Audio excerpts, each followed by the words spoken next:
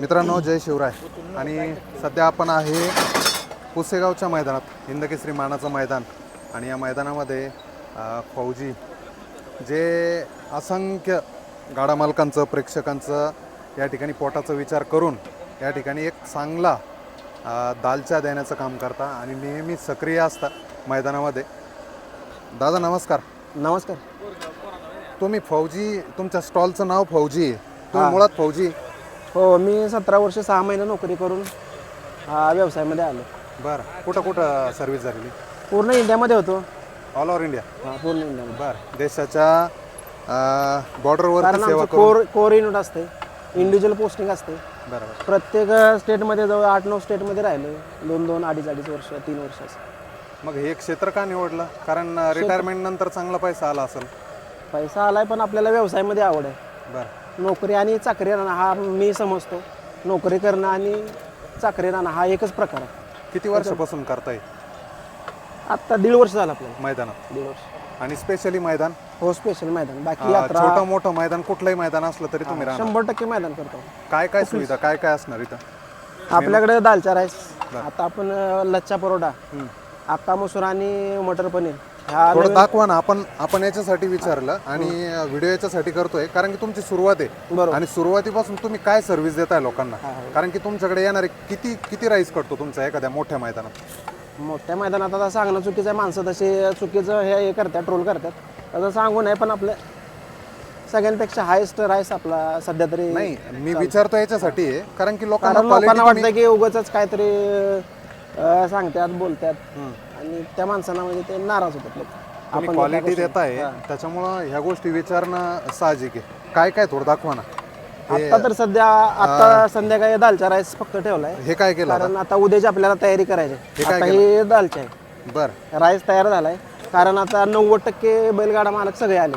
आता कारण त्यांना कुठंच काय भेटणार नाही. आता इतकं वरणच म्हणता येईल. दालचा म्हणतो त्याला. म्हणजे राईस वेगळा, राईस वेगळा आणि दालचा वेगळा.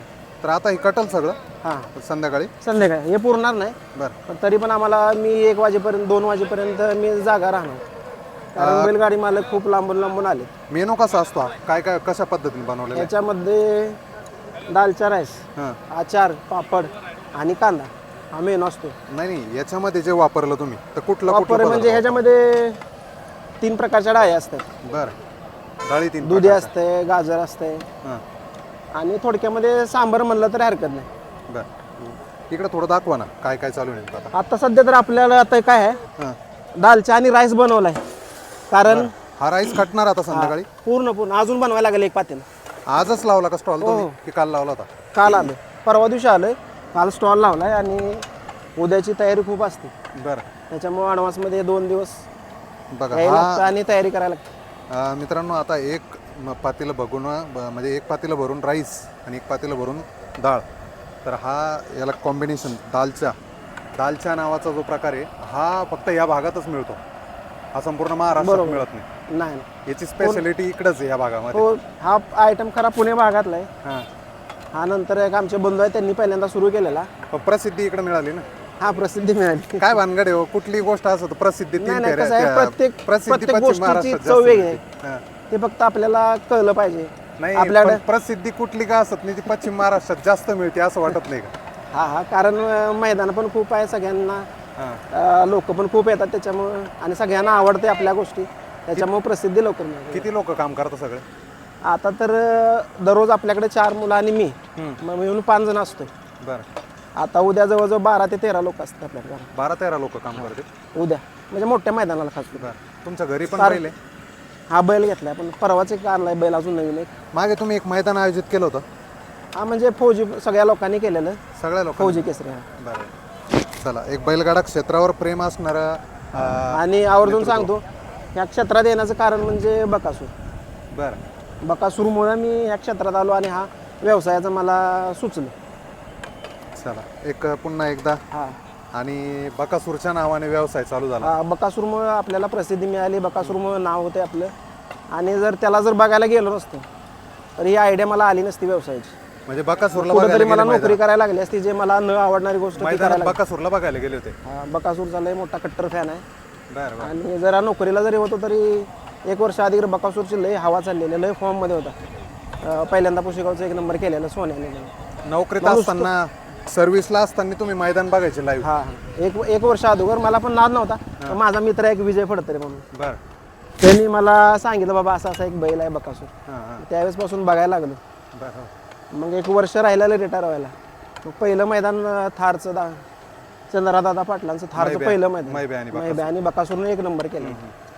मग त्या मैदानात त्याला बघायला गेलो. मग तिथं दुपारी आम्हाला जेवायला सुद्धा पाणी सुद्धा भेटत नव्हतं. बरं. मग त्याच्यावरून आयडिया आली. जर बकासूरला बघायला गेलो नसतं तर तिथं मला आयडिया आली नसती. बरोबर.